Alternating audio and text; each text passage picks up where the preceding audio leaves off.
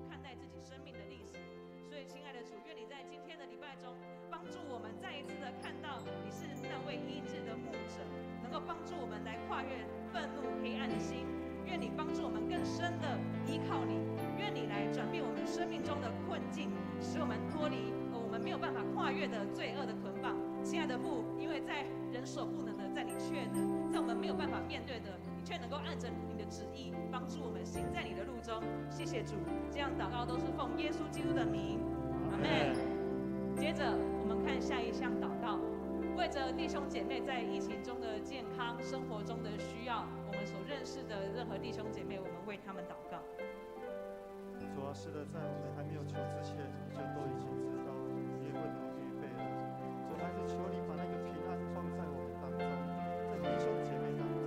主啊，因为我们知道末世了，这是这个时机。主啊，求你要教导我们如何预备自己。主啊，给我们智慧的心，叫我们如何数算自己的日子，叫我们看死他们，救我们脱离凶恶。主，谢谢你，这个平安要成为我们生命中最宝贵的。亲爱的主，在我们的生活周遭有许多我们在乎的弟兄姐妹，与我们共同生活，我们也一起担当许多的快乐，以及还有难处。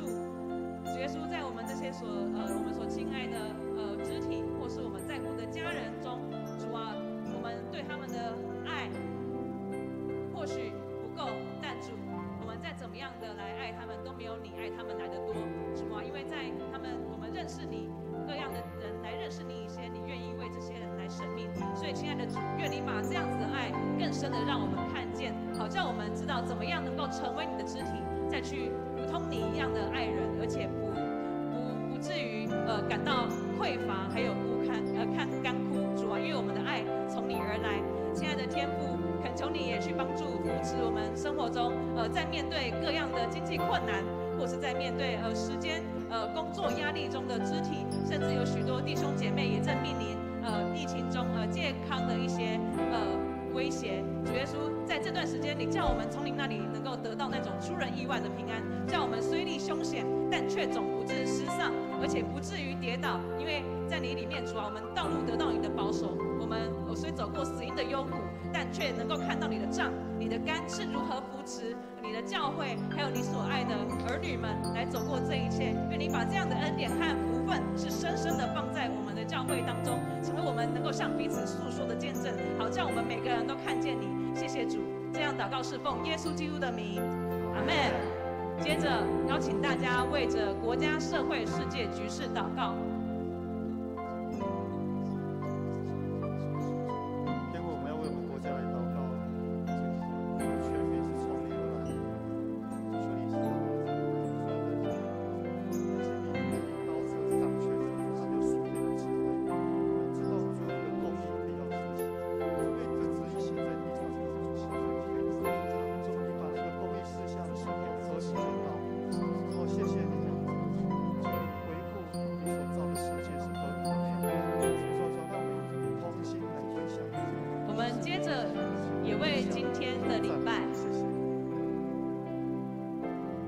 能够从中领受主的福音来祷告。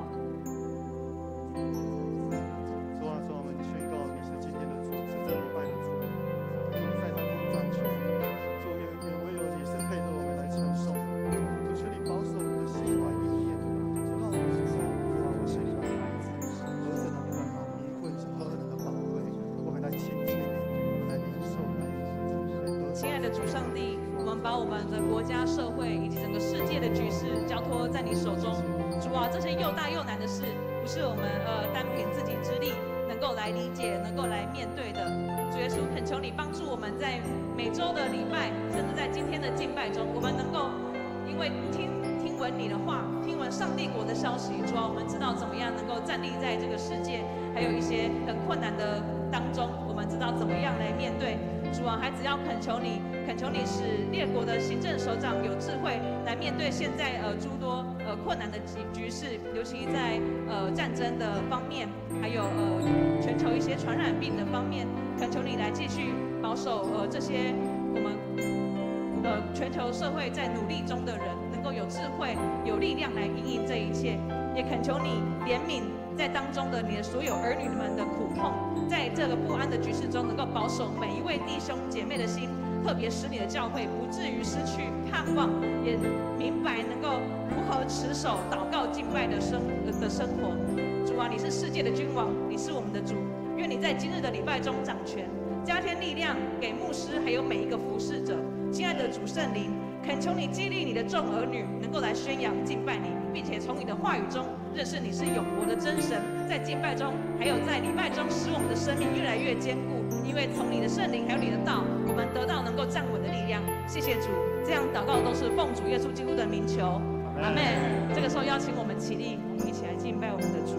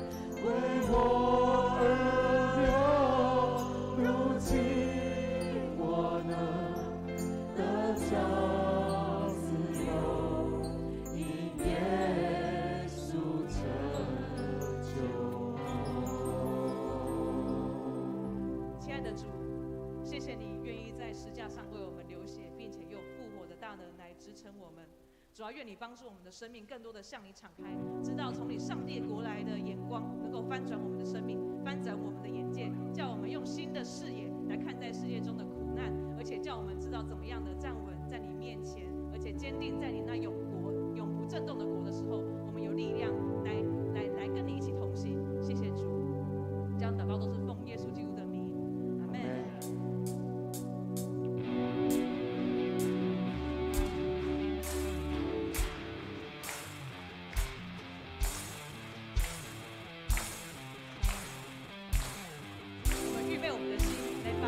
赞美归给我们的主。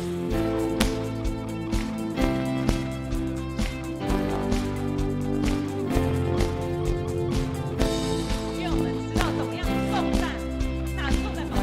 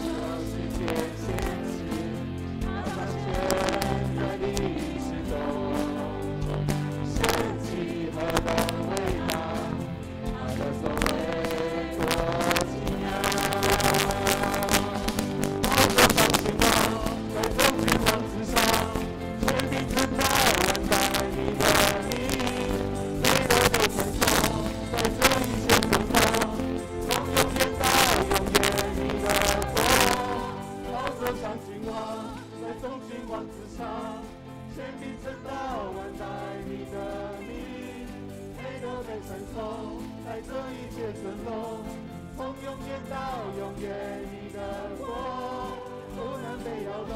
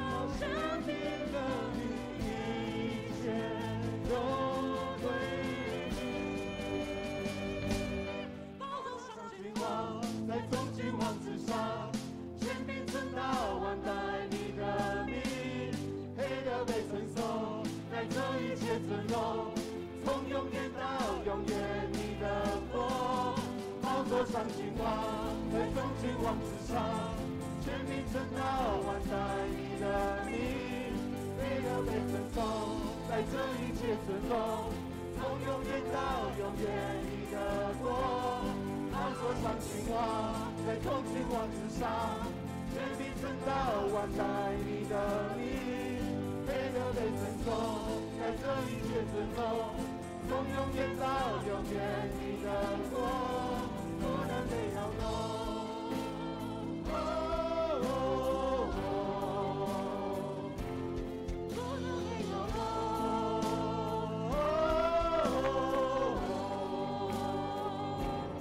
不能被摇动。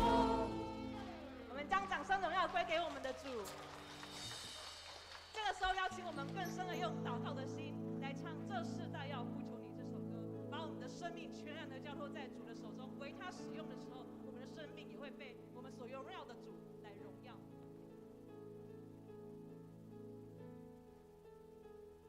愿圣灵使我们的心更深的渴慕他，以及跟随他。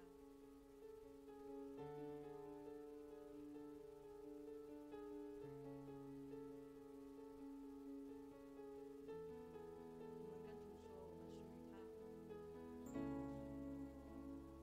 我属于你。求你差遣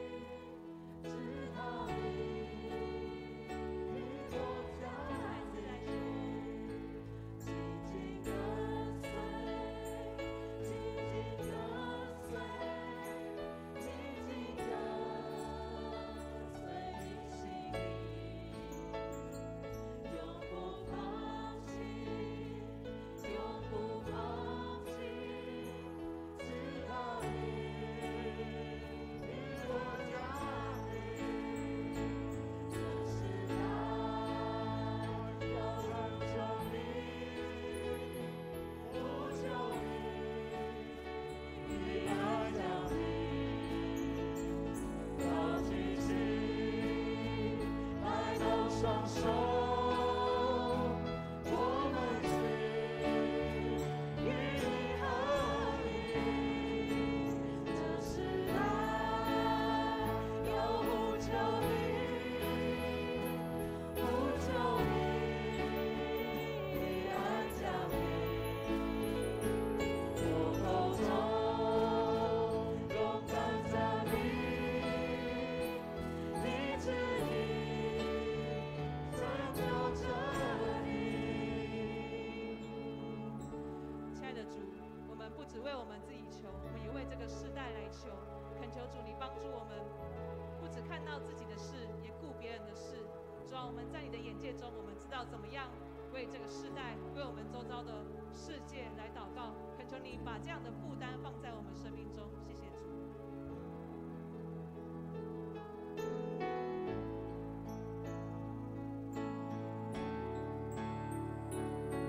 再一次用祷告式的心来唱，这世代要呼求你。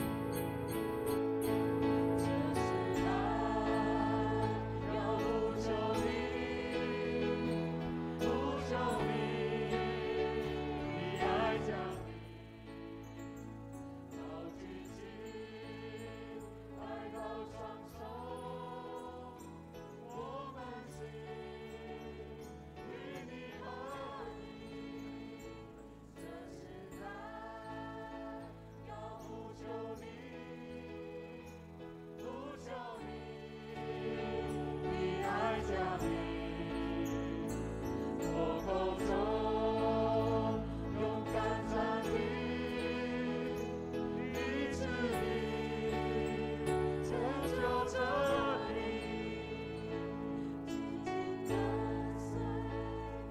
紧紧跟随，紧紧跟随你心意，永不放弃，永不放弃，直到你的国降临。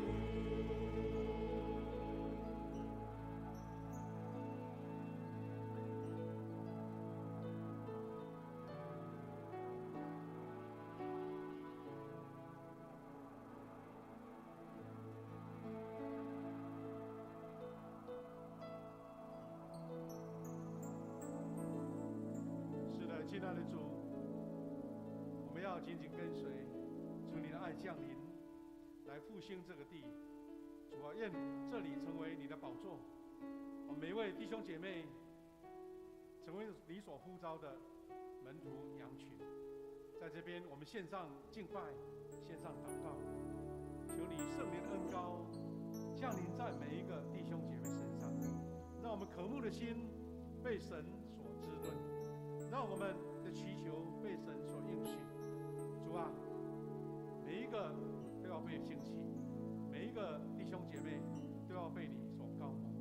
愿今天的敬拜荣耀归给你，我们的诗歌也成为振奋我们的信心，成为我们向前迈进的动力。我们要学习主耶稣教导我们的祷告文，来同心祷告说：我们在天上的父，愿人都尊你的名为圣，愿你的国降临，愿你的旨意行在地上，如同行在天上。我们日用的饮食，今日赐给我们，免我们的债，如同我们免了人的债，不叫我们遇见试探，救我们脱离凶恶。因为国度、权柄、荣耀，全是你的，直到永远。阿们。大家请坐。弟兄姐妹，大家平安。我们把时间交给四位之前，牧师做一个邀请哈。等一下我们在分享信息之后，我们有一个每一季每个月一次的我们一个医治祷告。我们鼓励弟兄姐妹，其实不只是说现在已经病痛了才要来祷告，因为有的人在家里面身体不舒服是你恳求神赐下恩典医治在你身上，无论是病痛，无论是我们心灵上的软弱，或是挂虑、忧愁，甚至你一个很大的计划、工作要改变，都在主面前求神亲自高摩你。我们等一下这个讲道完有一个医治祷告时间，我们请我们的代祷团队、我们的长老也预备心，弟兄姐妹受激励啊！我们在4楼啊这个地方一起来祷告。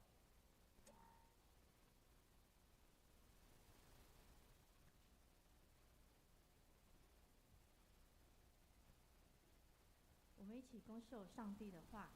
今天的经文记载在2处：罗马书8章26到28节，雅各书4章2至3节。我们一起恭读。同样，我们的软弱有圣灵帮助，我们原不知道该怎样祷告，可是圣灵亲自用言语所不能表达的叹息，为我们向上帝祈求。洞察人心的上帝知道圣灵的意思，因为圣灵依照上帝的旨意替他的子民祈求。我们知道上帝使万事互相效力，叫爱上帝的人，就是他按照自己的旨意呼召的人都得益处。你们要抓要取，得不到就杀人；你们嫉妒贪婪，得不到手就争就斗。因为你们得不到所要的，是因为你们没有向上帝求。你们求仍然得不到，是因为你们的动机不好。你们所求的不过是要挥霍享乐罢了。愿上帝赐福领受他话语的人。献诗，本周献诗门徒诗学校师生献诗歌曲是我们成为一家人和信靠耶稣真是甜美。献诗完，请本堂主任牧师向牧师讲道。牧师今天所要传讲的讯息是蒙垂听的祷告。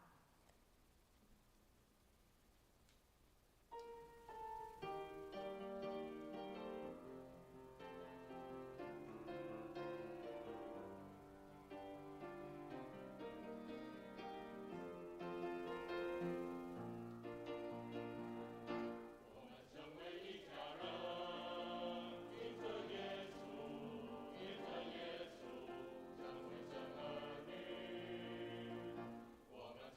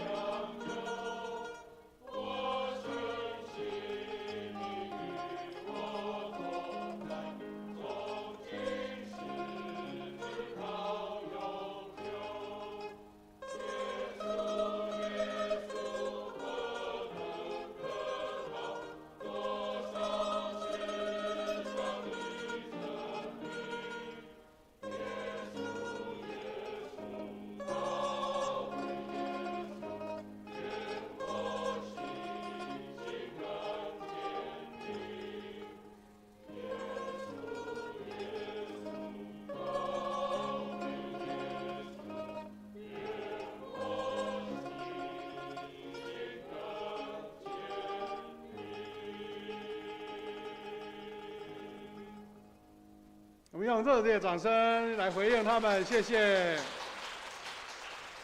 各位弟兄姐妹，大家平安。今天呢，参加献诗的一个特殊的单位，就是我们今年的2022的门徒学校，门徒学校，这个班级很特殊了，因为我们教会在一起呢，我们把它直接移到礼拜天第一堂礼拜的时候来上课，那第二堂礼拜来参加聚会，所以等于一个礼拜天就完成了哈。很感谢主他们这一班第一个特色是他们非常的完整，就是大家都从头到尾几乎都参与就比较不会有那个脱班的感觉。第二个这一班的学员这个卧虎藏龙，卧虎藏龙。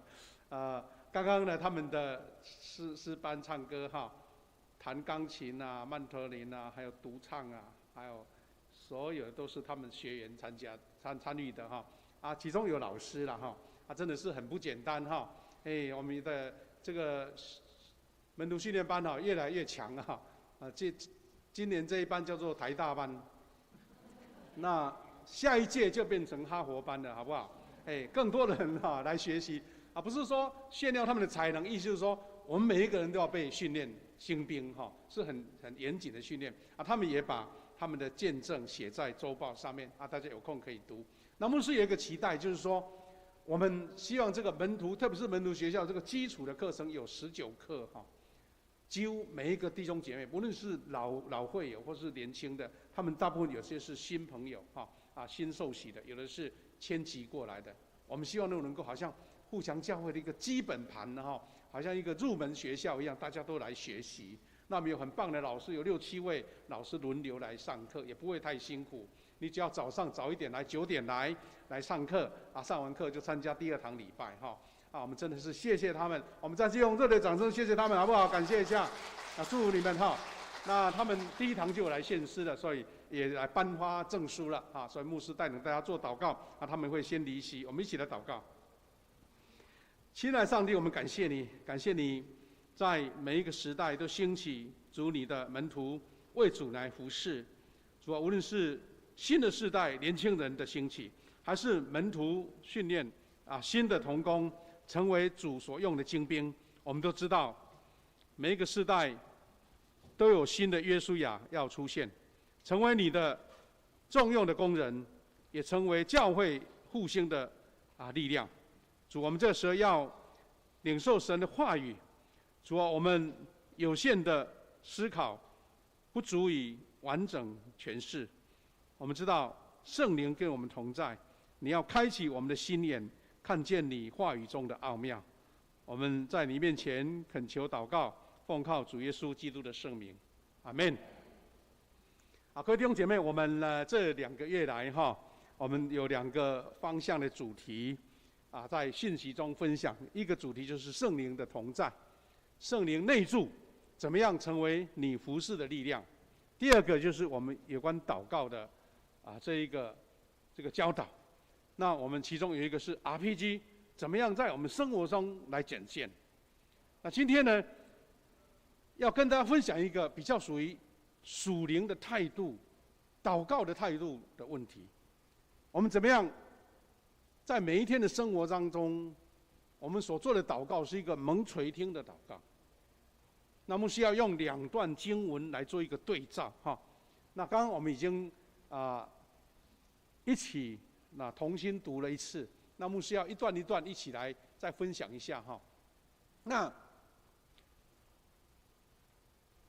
罗马书第8章有一段经文大家很熟悉，甚至都会背的，就是圣灵用说不出的叹息为我们祷告。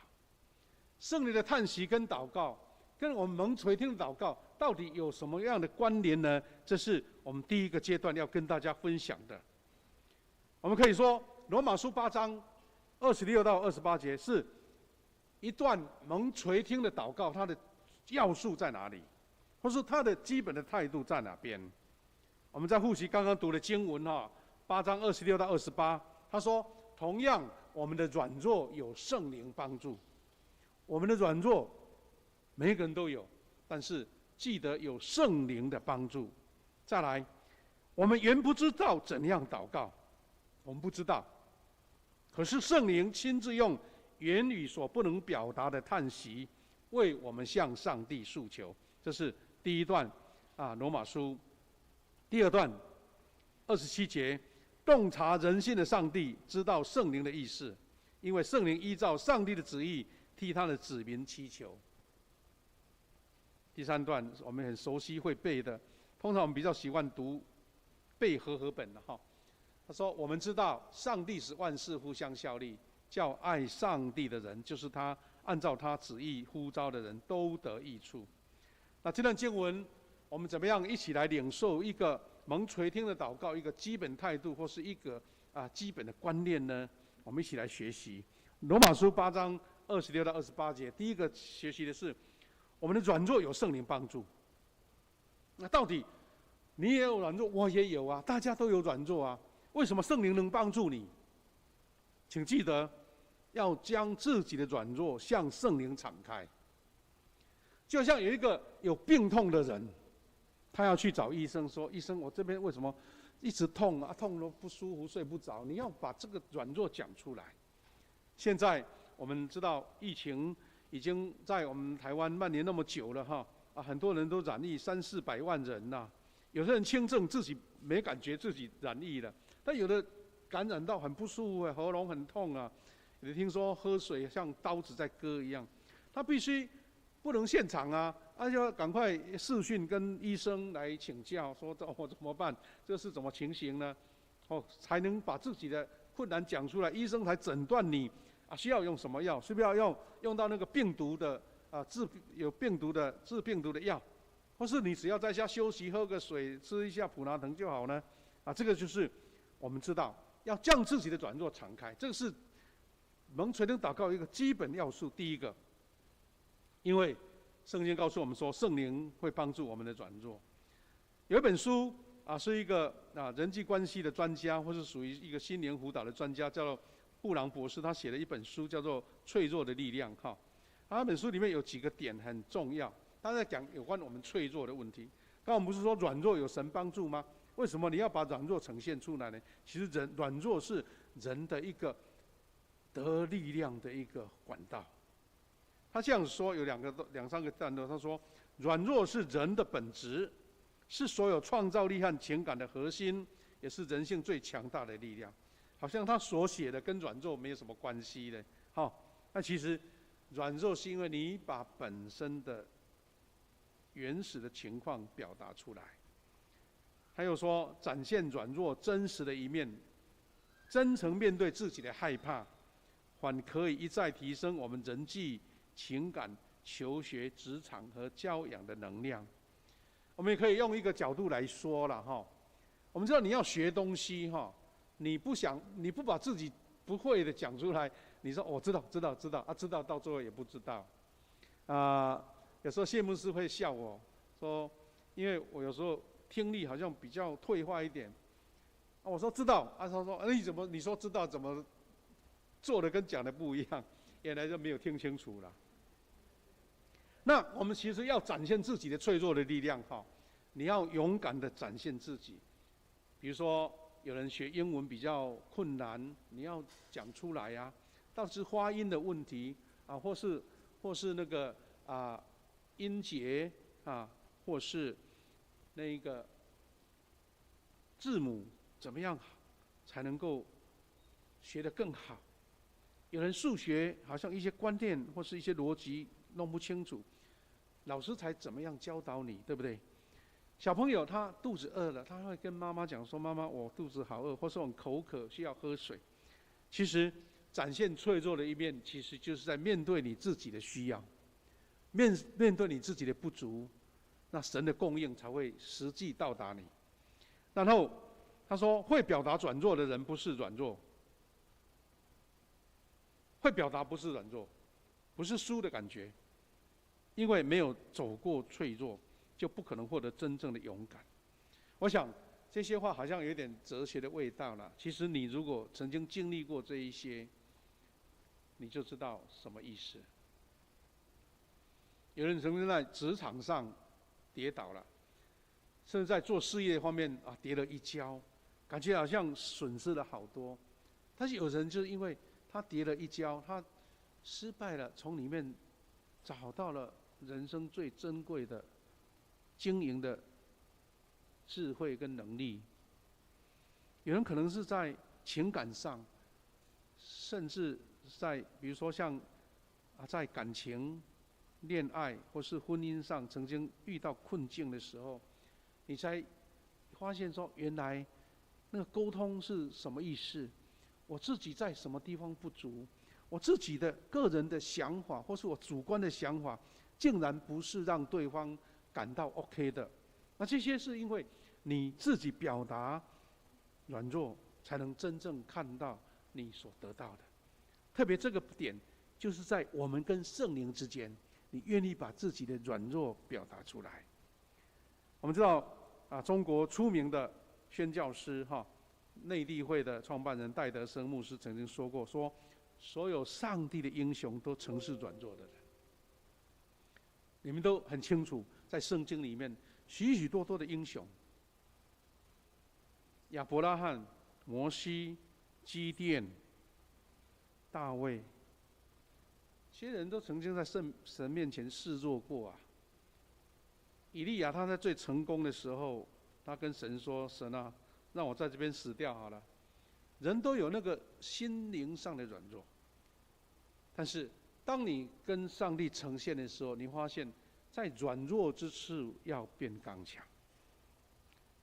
保罗是最标准的，他说：“我喜欢在神面前显示我自己的软弱，表达我自己的软弱，因为软弱才能得到真正的帮助跟力量。”这个是我们基督徒也是一个很重要的转折点。我们怎么样跟神表达，这个很重要。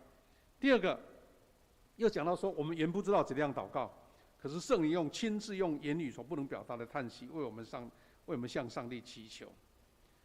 他说，我们不晓得怎么祷告，可能有人会抗议说：“哇，我操练得很好啊！”比如说我们教会很多弟兄姐妹在带领祷告，非常有恩膏在带领祷告的时候都不会就口急，或是不会螺丝很厉害。他其实不在讲这个祷告的词句的。他说不知道怎样祷告，是你祷告的方向、你祷告的内容，以及你祷告的一个需求。那有圣经的解释这样说了他说我们原不知道怎么祷告，是因为有2个点。第一个，我们不能预见将来，人没有办法去看见将来是会发生什么事，你不知道你祷告你怎么祷告？说上帝我将来要怎么样？其实你不知道，原来神说这个不是你的将来，是这边才是啊。所以这个第一点，不知道怎么祷告，是在讲这个。第二个是，我们不知道什么是对我们是最好的。其他人可能他求这个方向，求这一个，但神说这个是你是不好的，所以他说不知道怎么祷告，是在讲这个方向，不是说你的口齿不清或者你的祷告不够力量，不是这个意思。那第3个点是上帝使万事互相效力，叫爱上帝的人就是按他自己旨意呼召人都得益处。这段我们曾经许多人都很会背特别是和本那他这样讲说万事互相效力，大家也都很清楚。效力的原因很多了比如说今年很多弟兄姐妹可能觉得买那个芒果好贵因为今年芒果欠收，好像到现在还没有吃到那个荔枝跟那个什么那个龙眼，奇怪怎么都不来呢？很多人喜欢吃的，对不对？原来说今年欠收了。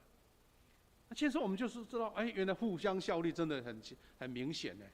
因为在春天的时候，什么时候下雨，什么时候出太阳，什么时候要有雨水，那个关键很重要。开花的时候下雨，哇，糟糕，整个花蕾、花粉都被洗掉了。有时候干旱，哇，没水，它没办法滋养，所以今年可能要吃水果要多花一点钱，要不然就吃不到。我们更不用说，万事互相效力，在属灵上更重要。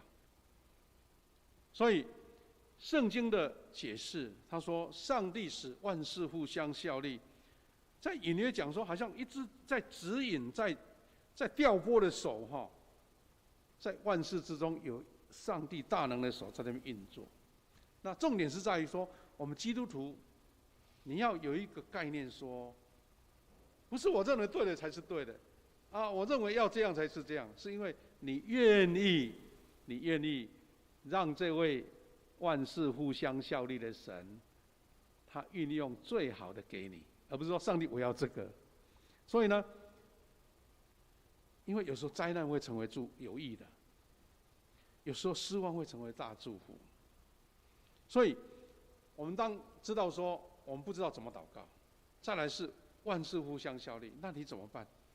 圣经很明显的讲说，就是要爱上帝的人。当你跟神的关系好的时候，神会按照你的需要，按照你的需求，圣灵会跟你同在，知道用说不出的叹息来为你祷告。这个才是我们得到真正稳固力量的一个办法。昨天牧师呢跟谢牧师呢参加了我们一个家人就是他哥哥也是一位牧师，叫谢庆祥牧师的一个告别式他已经生病了20年了，然后在上个礼拜安息。那从我们人的角度，一个上帝的仆人，在人生最精华的时候，50出头就遇到整个脑部的微血管等于栓塞中风的意思，然后就倒下来，开了3次的脑，好不容易救活了。很多的医生，专业的医生都认为说，如果是躺在床上已经是很好了，没想到他全部都恢复，还可以大概自由活动10几年。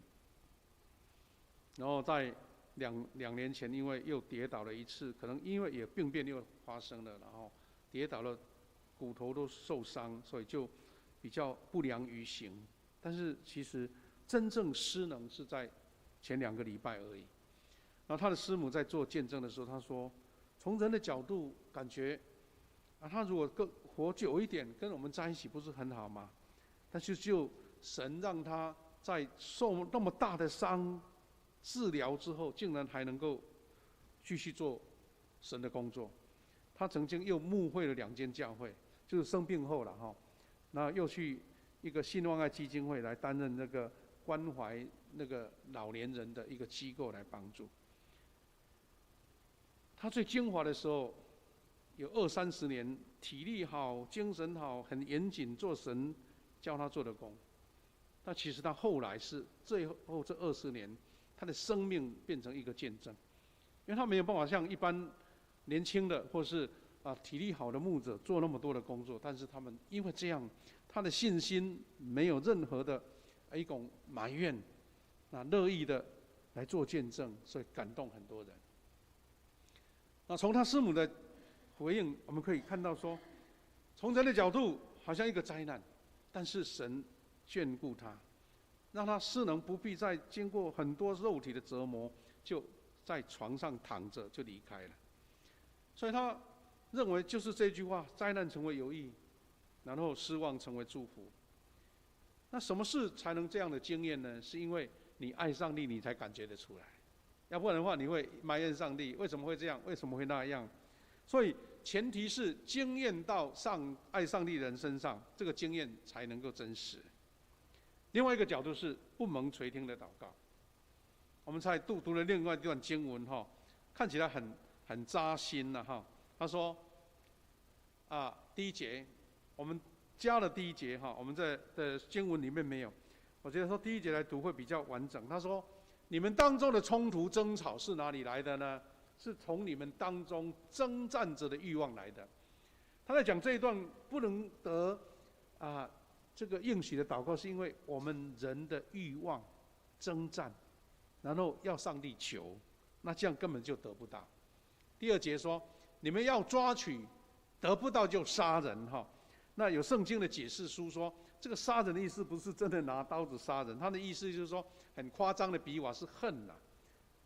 这个是比较属于灵性上的一个说法，灵性上的说就是你贪婪或是让人家失败。我们常常在商场上有没有？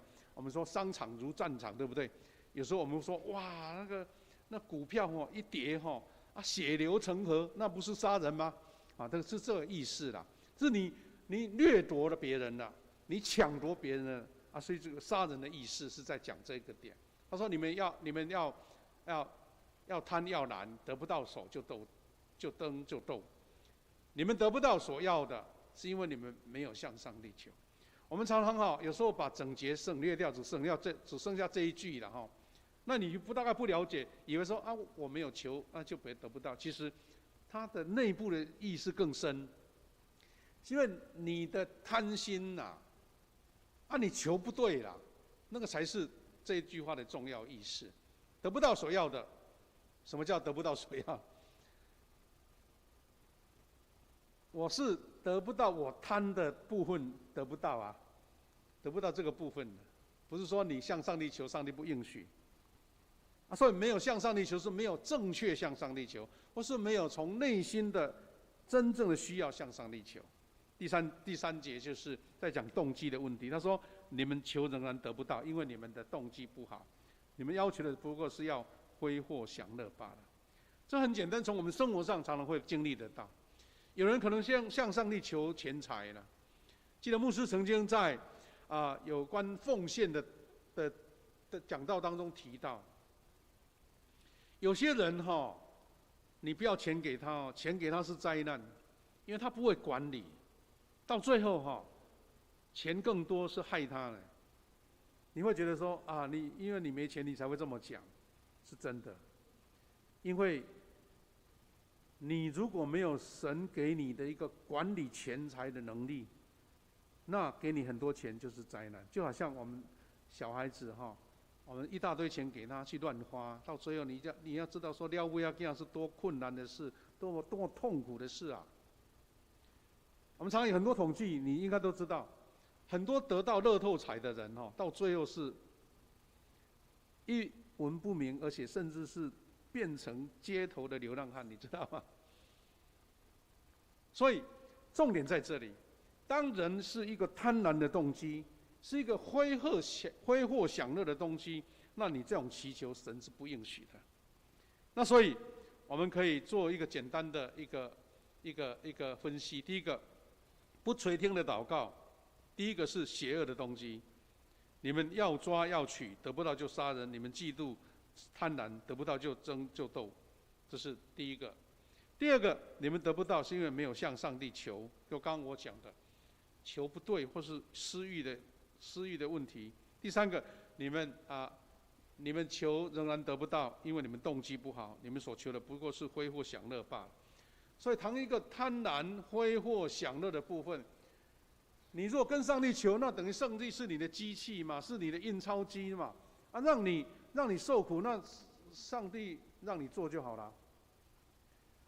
所以，同样雅各书的第1章有一段话在印证这一段，就是说有一种彼此对照为何得不到？祈求为何得不到？雅各书1章6到7节说：不过你们要凭着信心求，不可有丝毫疑惑。疑惑的人好像海中的波浪，被风吹动，翻腾不已。换句话说，我们求得不到，是因为你根本没信心，好像随口讲的。他说：这样的人三心两意，摇摆不定，别想从主那里得到什么。所以弟兄姐妹，你注意看他说没有信心，有怀疑，好像海中在吹动，好像船桨船在摇动一样，翻腾不已，而且三心两意。你说这样能从神得到什么呢？弟兄姐妹，今天我们从2段经文来对照的时候，你会发现说，其实你的祷告蒙垂听，是因为你先跟圣灵有美好的关系。我记得在5月22号，我们在分享圣灵的同住的时候，有一句话很重要，我们再复习一下。圣灵是给你力量，是什么呢？他说：“我祈求上帝依照他荣耀的丰富，借着圣灵赐给你们力量。”求上帝让他的丰富能够临到你，让你得到，就好像一阵雨下来，那就下到你需要的田地呀。那下到土石路的地方就变成灾祸了。所以，因为有圣灵给你力量，所以你内在的生命就会强壮起来。刚刚我们提到说，圣灵用说不出的叹息为我们祷告。他大概有人在解释有这样2种意思，是说，那个你的需要，圣灵关心你，跟你内住在你里面，所以他跟神的沟通不用人的言语了，因为他知道你需要什么，因为你把自己的困难软弱表达了出来。我们知道说，现在的医学发达到一种程度，有人研发出一种叫做很小的微型机器人呢，它能够穿到你的体内这边有医生在啊，我是说我看到的新闻，他讲说，就能用那种方式去检查你的身体、你的血管你各方面的身体，他会检查到把这些资讯弄到电脑来，然后医生就按照这个来判断你到底生了什么病。可是我们用这种方式去了解说，当你迎接圣灵在你里面的时候，他诊断你，他看见你的需要，看到你的软弱，你什么地方需要，所以他自己跟神祈求。所以说不出的叹息，是因为你把自己交给了圣灵。愿圣灵因为诊断出你的需要，你愿跟圣灵同行，你就得到神所赏赐的最需要的帮助。最后我们要一起分享说，我们以祈祷参与侍奉的一个帮助。那时间的关系，牧师简单说，我们就一起来学习。第一个，祷告是一切侍奉的根本，圣灵随己意行事，我们要先祷告，求圣灵亲自带领。今天我们有门徒学校的同学一起来唱诗歌，我们要邀请他们参与服事的时候，请记得，我们每一个弟兄姐妹参与服事是祈祷做优先的，而不是你先做一个计划，做一个做什么事工，而是先祈祷。他说圣灵随己意行事，因为祈祷，圣灵才亲自带领。我很喜欢这一段说明，他说祷告不是一个后备车胎让你在遇到麻烦的时候才拉出来用，祷告实在是一个方向盘，指示正确的道路。我们知道每一辆车，它如果完整的话，它在那个后车厢都有一个轮胎藏在里面我们平常有正常在保养，你大概用不到，因为即使你要用，有时候不会装也不行啊，你破掉的轮胎你拆不下来也不行啊记得牧师有一次在年轻的时候，就很巧，当时开了一辆很小的一个汽车，然后在高速公路载了一位教授去拜访别人，没想到竟然在半路上就奇怪，怎么车胎破掉了？哇，在高速公路上很紧张怎么办？赶快靠到路边闪灯，然后请这位教授抱围篱外面，因为没有碰到这种事情。我说糟糕，这个怎么办？要叫拖车来也不是办法这位老教授已经年纪那么大，真的很恩典的，竟然马上不久就一辆救护的车辆来了，而且他不用帮你拖，他直接帮你换轮胎。我说神的恩典太大了。你有后备车的有时候也不会用，对不对？但是重点是说，因为祷告你要成为一个方向，随时要用得到，什么方向你要很精准不然的话在高速公路上很危险的。在平常的马路上也一样，转弯不小心就撞上了。所以祷告是方向盘，指示你正确的道路。还有一段话我很喜欢，他说：当上帝解决你的问题，你相信上帝的能力。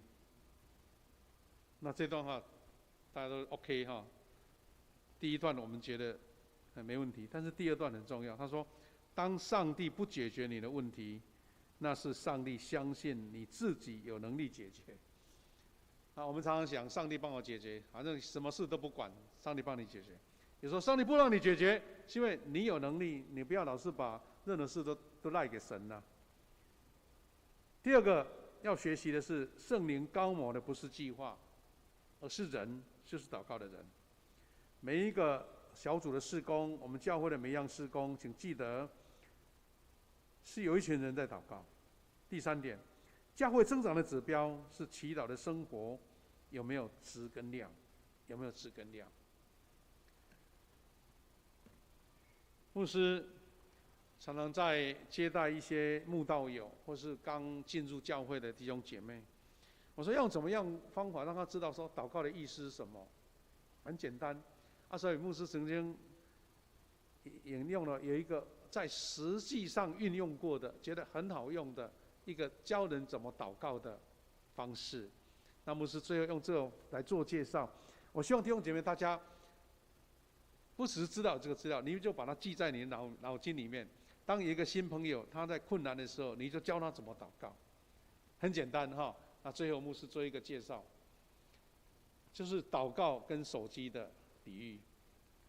你用手机让他知道祷告什么意思哈。好，第一个，你先跟他解释说，你需要一支免费的手机，你需要一支。祷告就像使用一支免费的手机。那这样会讲吧？你手机天天在用了，都离不开身了，对不对？然后你跟他讲事项，保证接收，绝不占线，完全免费，携带方便。有没有这样的手机？现在 iPhone 14要出来了，也没那么好了。这个手机才好，因为这个手机就是祷告。好，那你跟他讲这样，他马上理解。怎么有这样的手机？会好奇嘛，对不对？然后你就跟他讲说，你不准啦、失望啦、痛苦啦、疾病啦、失业啦，你到处拜，走投无路了吗？来，这个手机拿来用，免费的，马上通。那这点是跟他解释他的需要，对不对？好，那现在当他说，你介绍我看看那你的好朋友啦，你的家人啦，慕道友啦，然后再来怎么用？5个步骤，很简单5步骤。你可以用5只手指头来跟他讲。第一个，扣机的号码。我们的手机有10个号码，对不对？这个7个就够了。你就跟他讲说，叫他念一下：亲爱的天父上帝。我们的周报有印上去你可以把它补上去。你最好不要，如果不用拿纸给他看，就直接念给他看就可以了，念给他听就可以了。第一个要先按号码嘛，对。现在当然滑手机不用了，一按就可以了。但是等于是按号码，7个号码。亲爱的天父上帝，然后他叫他学你讲一遍。第二个步骤是什么呢？先问候跟感谢。我们打电话给别人，对不对？我们都会先打个招呼嘛，打个招呼嘛。比如说我打电话给生平兄，对不对？生平兄最近好吗？不错，哇，精神饱满，还不错嘛。有在运动吗？再聊几句嘛。那你跟上帝打通了。第二个就是说，你要感谢一下，感谢你疼我，让我有机会跟你祈求祷告。这个有点台语式的了感谢你听我，让我有机会向你祈祷安尼。这个就是第二只手指头的用途。第一个是拨号，第二个是感谢，第三个才是重点就是说将心事诚恳的说出来。你会告诉他说，你今天有什么样的困难，有什么样的问题，让我很烦恼，我需要你的大能大力来帮助我，为我开路。就让他把他的话讲出来，好像这一只无形的手机已经把你的困难讲出来了。然后第二个内容也可以讲说，求你赐给我平安喜乐，我信靠你，求你帮助我来救我。那已经3个嘛，对不对？第4个更简单的其实我们知道我们知道祷告的人都知道第3点才是最主要的，但是有前面跟后面，保证接收的方法是怎么样？奉耶稣基督的名祷告，然后你确认你真的要得上帝的帮助，说阿门。也许你可以跟一位新朋友介绍说什么叫阿门，他们可能常常听到阿门了。你跟他讲说，你真心需要，诚心所愿的。所以弟兄姐妹，你们在小组里面多练习几次就会了，不用看稿，直接跟他讲5个，怎么拨号到结束，然后讲什么内容这样子。他说：“依照上面的手步骤，你已经有了免费直通的手机哈，感谢主。这时候我们要实际在神面前展示我们的软弱有圣灵帮助。牧师要邀请大家，等一下在唱诗歌的时候，你有什么软弱？有心灵的软弱，肉体的软弱，有人生计划的软弱，有再来前面道路的软弱，都求神来医治你，保守你。”牧师先做一个祷告，我们才来唱这首诗歌哈。谢谢天父上帝，感谢你，你应许我们的软弱有圣灵来帮助，我们将自己的软弱向神敞开，圣灵就用说不出他的言语来表达的言语来为我们祷告，因为圣灵爱我们，上帝使万事互相效力，让爱主的人按照神的心意，就得着真正的益处。所以我们需要这样的祝福，求你跟我们同在，让我们在你面前，是因为我们跟神有美好的关系，神就应许了我们所有的困境跟需求。感谢赞美你。我们现在要邀请弟兄姐妹到主你面前来，一起将一切困难交给你，愿神亲自来应许跟成就。祷告奉靠主耶稣基督的圣名，阿们。弟兄姐妹，我们请敬拜团一起带领我们唱这首诗歌《医治恩典》。再次邀请楼上楼下，你要被祝福、被恩膏、被圣灵所充满的，都到前面来，一起来唱。主神，无人让你爱我。不要客气哈，不只是病痛，有需要都到前面来。我们请代祷团队，我们的长老一起来做祝福的祷告。你有人生的下一个阶段的道路要被神带领的，可以到前面来哈，可以接近一点，没关系。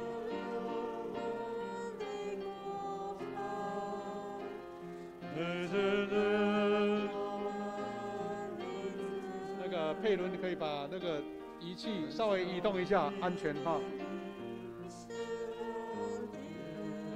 没关系，再往前面一点点哈，大家都排在第一排。摸我们，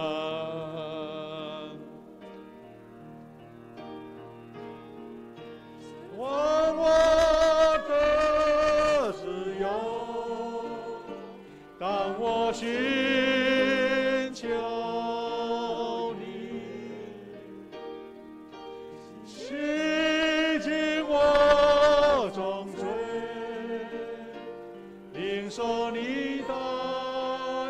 领受你的恩典。我们音乐继续，弟兄姐妹到前面来的弟兄姐妹，请你在这个时候默祷，就像你把自己的困难交托在主面前，所以内心跟神说：“我到你面前来，神啊，求你帮助我，我有什么样的困难？如果你需要将你的困难讲出来给我们的代祷同工，你就可以。”在他旁边轻轻地说，我们请诗歌小声，我们再先做这样的一个祷告，然后开始开口来祷告。我们在音乐继续当中，你把自己的困难讲给主听，我们代祷同工为他们做祷告。哈利路亚，感谢赞美你，哈利路亚赞美你，求你圣灵亲自来遮盖跟扶持，怜悯跟医治，平安喜乐跟他们同在。哈利路亚，赞美主，赞美主。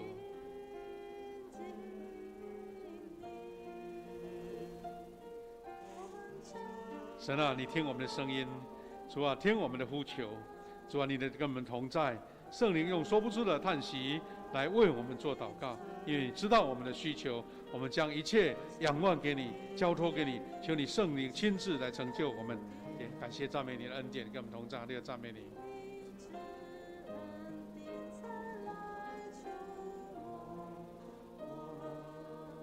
我们的代祷同工啊，如果有其他同工还没有的，我们可以换第二个，可以为他们做按手的祷告，或是一个宣告的祷告。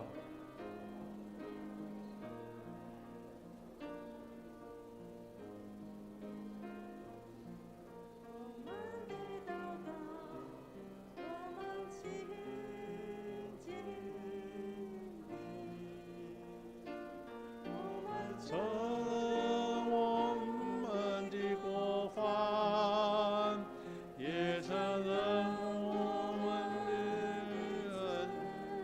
有的被忽视过的，可以退一步，让他们知道说有人还没有完成的哈。我们弟兄姐妹如果已经被忽视过的，可以退到后面一步。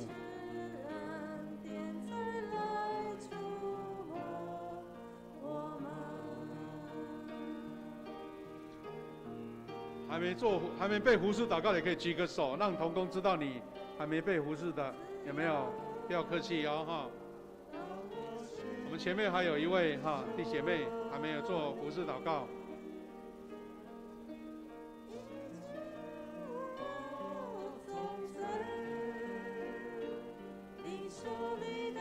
我们有其他长老或是代祷同工可以帮助。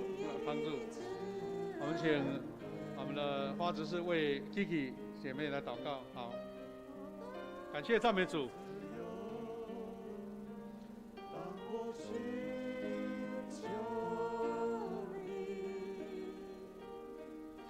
拾起我重罪，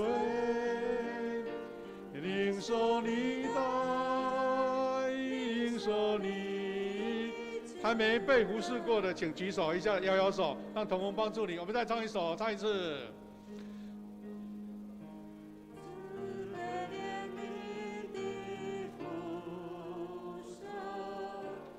无论能谁爱我们，就是听我们的祷告，我们切你。还没完成的继续哈。认我们的过犯，也承认我们的罪，恳求你免施恩典，以致恩典再来触摸我们。一起唱。释放我的自由，让我寻求你，拾起我重罪，领受你的，领受你。哈利路亚，哈利路亚！感谢主，我们在前面的弟兄姐妹，或者在座位上的弟兄姐妹，我们再次将你的手放在你的心上，因为我们确信圣灵知道我们的需求，我们只要恳求圣灵说：圣灵啊，你为我们祷告，因为我们的苦情，我们的软弱，圣灵知道。愿我们跟主同行，成为一个爱主的人，神就让最大的益处赐给我们。我们一起来做祝福的祷告。天父神，感谢你，在你面前的弟兄姐妹是勇敢的弟兄姐妹，他们在你面前呈现了自己的脆弱，因为神要在我们的脆弱当中建立刚强，建立祝福，建立医治，建立前面的道路。神啊，求你应许每一个弟兄姐妹在你面前的祷告，以及我们在座位上每一个同样跟我们同心祷告的弟兄姐妹。主啊，求你亲自赐下恩典，有病痛的求你赐下医治，因为主耶稣应许我们，主耶稣受鞭伤，我们必得医治；主耶稣受苦，我们就必得平安。哈利路亚，赞美你！愿你的旨意成就在每一位在你面前恳求的我们的弟兄姐妹，让他们看见神的大能应许在他们身上，让我们做美好的见证。感谢赞美你，祷告奉靠主耶稣基督得胜的名，阿们。我们拍手感谢主，谢谢。愿神的旨意成就。我们请回座，我们请我们的执事准备要来收奉献啊，我们也把收完奉献，我们有一个代祷的一个祝福的时间哈。我们现在做奉献。我们一起来奉献。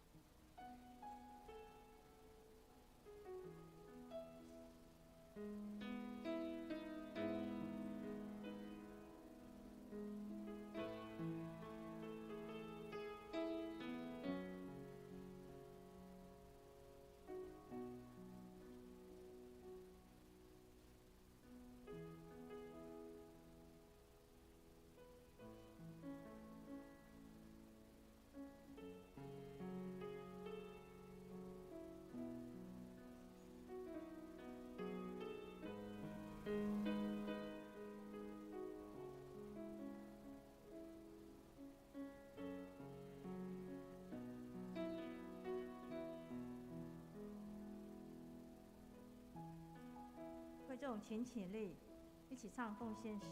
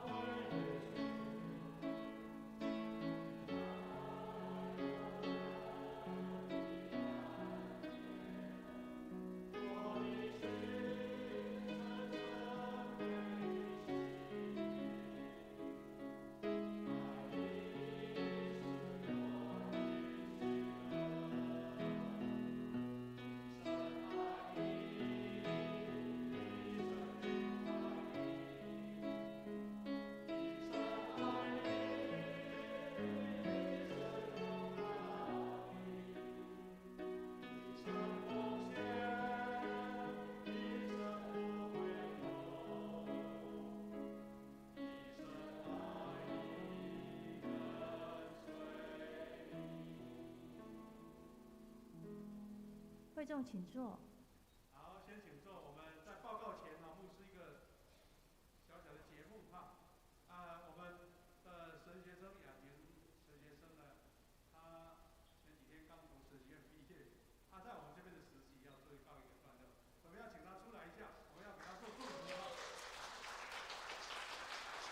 牧师到前面来一下。好，你站中间哈。我们雅婷神学生啊，不简单啊，他其实是已经在职场上工作在几年了，9年哈，然后才来读神学。他孩子已经读大学了，他从下个礼拜要被抽签被派到天涯海角，不知道，当然也可能在我们台南中会啦，不知道哈。所以我们因为他刚好是毕业生啦哈，所以我们也为他祝福，谢谢他在这2年来在教会的实习的帮助啊，特别是帮助青少年跟很多事工。我们要请他讲几句感恩的话也可以啦，祝福的话也可以，好不好？讲几句来。谢谢大家。这1-2天，这个我们可爱的浩恩他们一直在提醒我说，雅婷妈妈，这个今天是我们最后一次查经了，今天是我们最后一次聚会，今天是我们最后一次在这边一起做礼拜这样哈。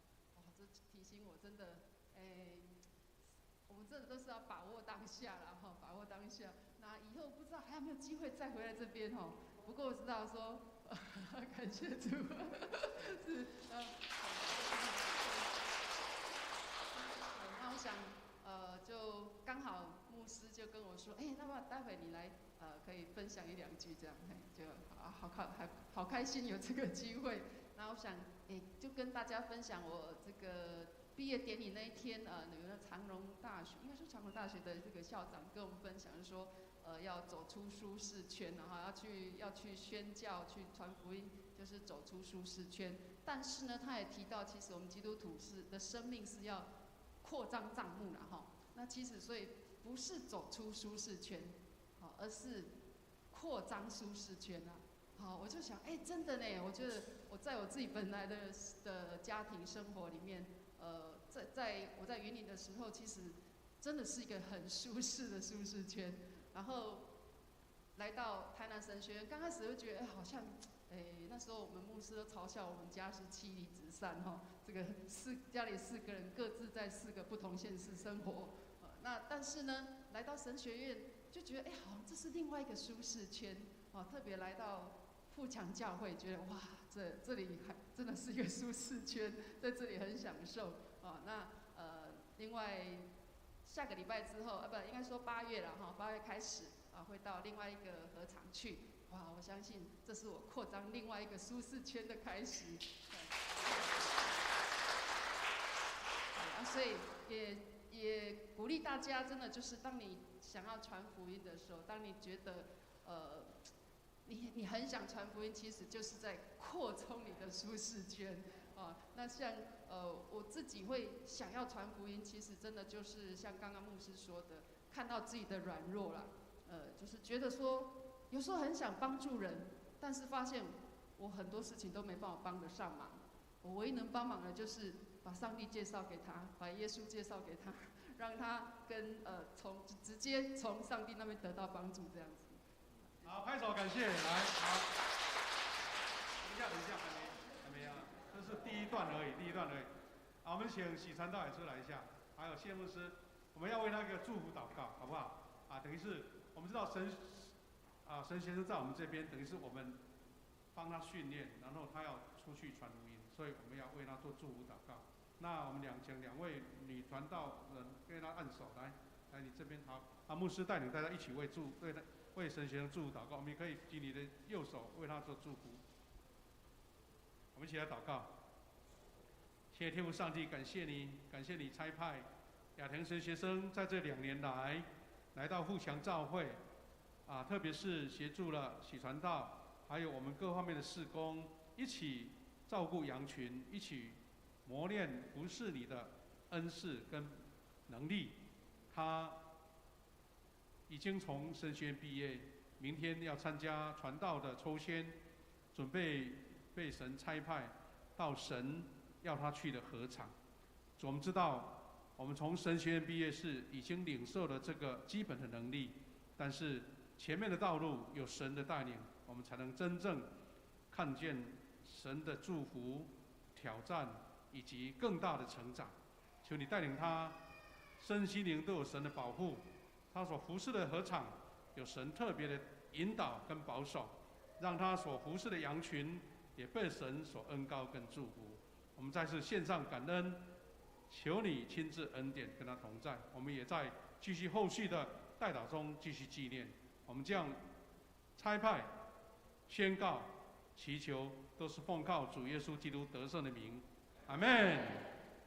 好，牧师还有一个教会小小的一个红包要送给他，来，我们请同工帮我照一张相，可以吗？照一张相，来，一起来照一张相。来，你们到中间来。来，你拿着，好，看一下。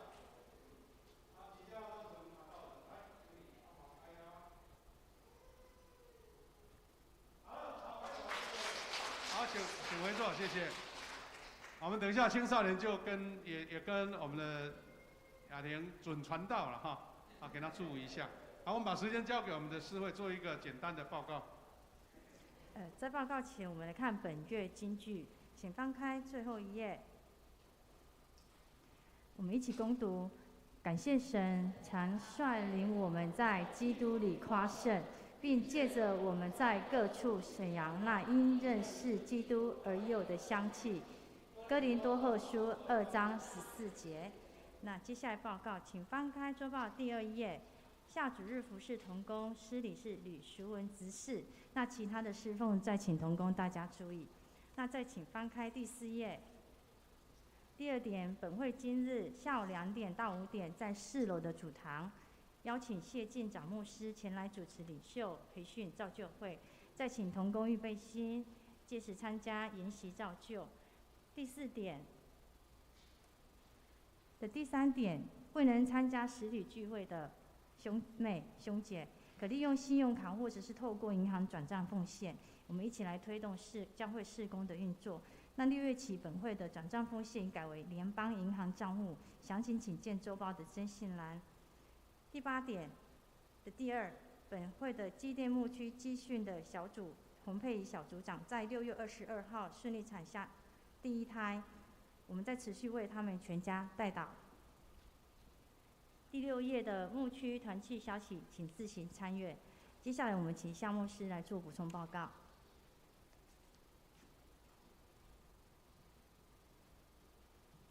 弟兄姐妹，我有几个补充就可以哈。第一个，我们的门徒学校哈，门徒学校的见证有写在周报，请大家有机会可以翻阅哈，可以学习。第二个，我们等一下结束，我们有登记，下午要参加研习会因为大家服侍到现在已经12点半了哈，要领圣餐没有领午餐的我们到3楼就给嘉荣登记，姐妹登记如果没有登记可能就没有了，因为来不及了那下午2点在这边我们一起来学习。如果弟兄姐妹你不是干部或是就是小组长，但是你也觉得这个主题很好，想要参加我们的刘志展牧师第一个主题叫做转化为布道导向的关键，第二个门徒训练系统或介绍。你如果想要学习也可以参加只要大家做宽松一点就可以第二个是门徒培育，我们鼓励大家在已经半年了今年已经到过半年了我们的读经计划继续其中我们有圣经充满我这个填空手册，欢迎跟干事来登记，可能就要自己出钱买拿来读圣经，把填空把它填上去这样子。那刚刚也谈到，我们除了祝福雅婷神学生以外，我们下个月也要为喜传道来做差派他要在7月7号参加中会的牧师资格讲道，我们会聚中为他祷告。他在下个礼拜天也要邀请他再一次在讲台上来教导我们另外，我们也为慈宝小组一个异动来祝福从7月开始要由邓瑞玲姐妹来担任名称也改为底波拉小组了邓瑞玲姐妹，瑞玲姐妹第1堂有在这边，第2堂先离开了我们为她祷告。但是我们在差派的时候，预计要跟约书亚牧区的有其他小组，有新的小组长一起在整合一个时间，一起来同时差派这些请代祷。那最后我们要恭喜了我们本会终结执事的公子建宏弟兄跟严丽红姐妹要在下个礼拜天下午2点举行婚礼刚刚子龙执事跟我讲说，建宏弟兄有来来，还有准新娘是不是？来欢迎，来恭喜恭喜，感谢主祝福你们下个礼拜就站在这边了OK， 好，恭喜恭喜，请坐。那牧师在台上讲，就是说我们在约个时间要做彩排，等一下结束的时候，牧师跟你做一个协调另外我们也恭喜本会的基甸牧区小组长洪佩仪姐妹，在6月22号神赐给她一个可爱的儿子林承恩我们也恭喜我们的敬尧弟兄还有佩仪姐妹感谢主。那今天呢，在疫情当中，我们有新朋友来我们参加了我们叫叶香婷、叶美玲，在哪边？香婷跟美玲，还有小朋友。欢迎你们欢迎你们她是施春美姐妹来送一个小礼物纪念品给你们感谢主，欢迎常常来而且带小朋友，下一次可以参加主日学了感谢主。那请记得我们在2点回到这边，我们要一个很棒的一个研习会我们请刘进展牧师来做教导其他不是小组长的要参加都可以大家做宽一点就可以我们把这个结束，谢谢。颂荣会众请起立，一起唱颂荣诗歌。我的神，我的王啊！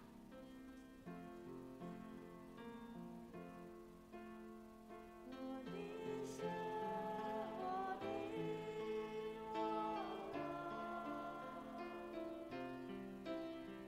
我要遵从你的律，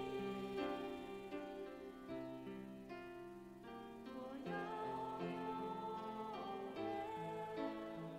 颂你。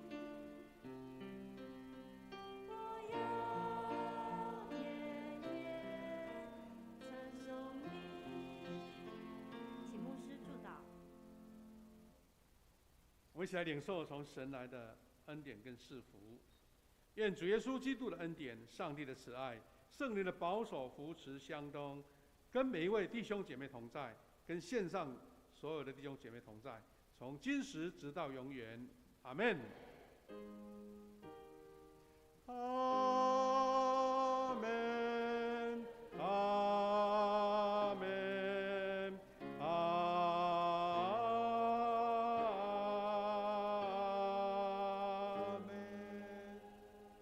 请做默祷来避讳。